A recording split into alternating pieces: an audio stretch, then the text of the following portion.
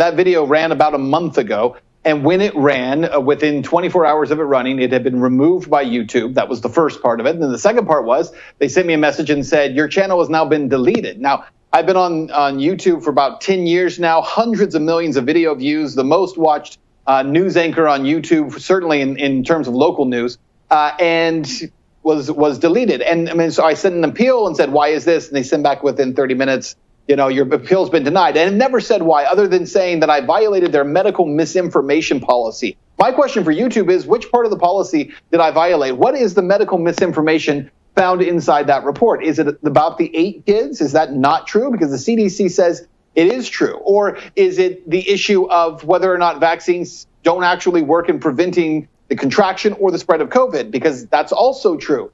They didn't tell me what was untrue about it. They simply said it was medical misinformation.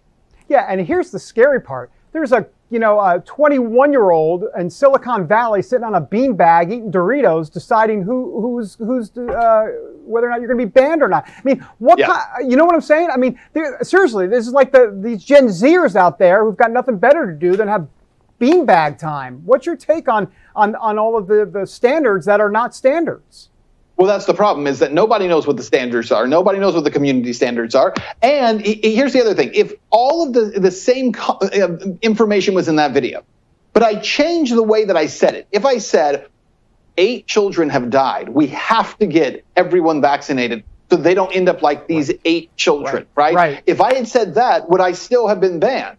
Because the numbers didn't change. It was just the point of what was being said changes. And I think we both know the reality of that, right? They're going to do that because the goal of all of this is to not just remove counterintuitive voices from social media. It is to change the belief system of people who are watching. It's to make you feel alone and isolated. If you believe, because you turn on your TV, that no one's in agreement with you, that things are backwards right now and that this doesn't make sense, if you go to social media and you can't find anyone who agrees with you, at some point you feel isolated and you just go along. And I think that's what we're seeing right now. I think you're absolutely right. It's the big squeeze. That's exactly what they're doing. And you're absolutely right. If you had said, but please go get vaccinated, well then, hey, you're on the government's team. You're reading out of the playbook, and then you're okay. Absolutely, 100%, Ben. Hey, you go from winning Emmys, you've interviewed Obama, a sitting president at the time, to having 10 years worth of these videos removed from YouTube. I mean, at what point in your career did you start to realize, hey, censorship was rising in the media, becoming a much bigger problem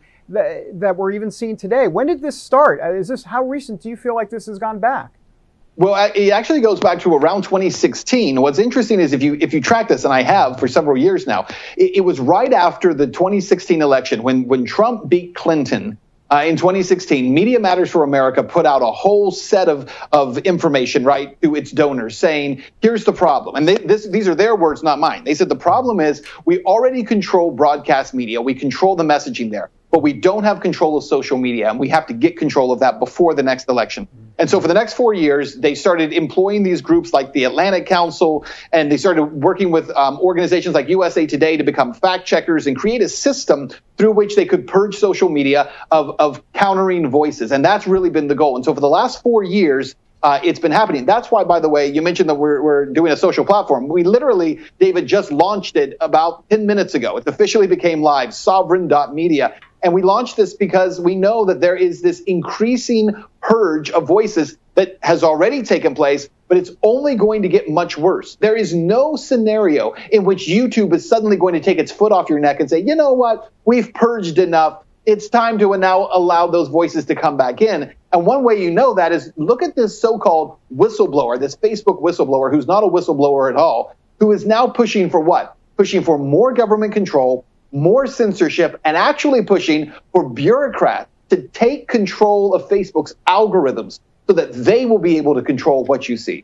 Yeah, that's interesting. I was going to ask you about that. What do you make of her testimony that we saw in front of Congress? And of course, she's over in England as well, testifying in front of Parliament, because there is that whole Section 230 that's out there, and I know they want reform on that. So what's your overall take about this kind of yin and yang situation about regulation, maybe to a degree, but too much regulation, and both the liberals and the conservatives have two different views of how and what should be regulated. This is the problem. Well, yeah, the problem is on the left and the right, they both say something needs to be done, but neither of them are prescribing anything that will help. So yeah, Frances Haugen right now, as you mentioned, is in front of Parliament in the UK and basically making the same pitch, which is that Facebook is corrupt. By the way, I agree.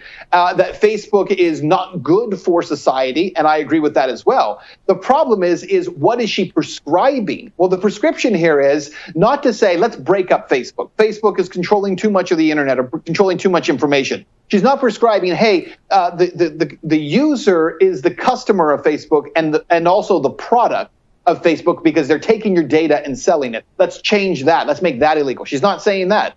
What she's saying is we need to allow Facebook to remain intact as it is, remain this behemoth online, but the caveat is government needs to take control of its algorithms because Facebook can't be trusted with its algorithms. See, someone like Frances Haugen, who, by the way, went from a 60 Minutes interview on a Sunday night to testifying in front of Congress Monday morning, and somewhere, and you know how impossible this is, David, somewhere in that time span got blue checked on Twitter. Someone like that isn't interested in actually reforming the system. She's interested, along with the people who are actually backing her, of seizing control of the system completely and outright, and that's what they're doing. Yeah, you mentioned the blue check. You've got your investigative hat on at all times, Ben Swann. Hey, before we let you go, as far as social media platform are concerned, censorship obviously promoted as a way to keep people safe, but you've got special interests involved, right? And it can have the opposite effect. You've got big pharma striking deals with big tech. I mean, how can we keep special interests from influencing content on social media platforms? I got about a minute. Good luck. Yeah, the way you do it, actually, it's pretty simple. You include more voices. The more voices that there are on social media, the better it actually becomes. Now, what we've been told is a lie about something called misinformation, that you get all this misinformation and then people don't know what's true and not true. No, what you do is you create a marketplace of ideas where people debate each other and discuss, rather than certain ideas being squashed by algorithms and other ideas, especially those of big corporations, being promoted. You allow for a debate of ideas. And what will almost always happen throughout human history is that good ideas rise to the top and bad ideas, they sink, ultimately. Yeah. Doesn't mean it happens in a minute, but ultimately that's what happens. But without having a marketplace of ideas, there's no chance of ever being able to get back to a sensible society. Ben Swann, you said 3 words. In essence, you're saying free market capitalism, and AOC and Bernie Sanders, literally, we have smelling salts available for them. They're passed out. Thank you, sir. Ben Swann, appreciate it, sir. Thank you.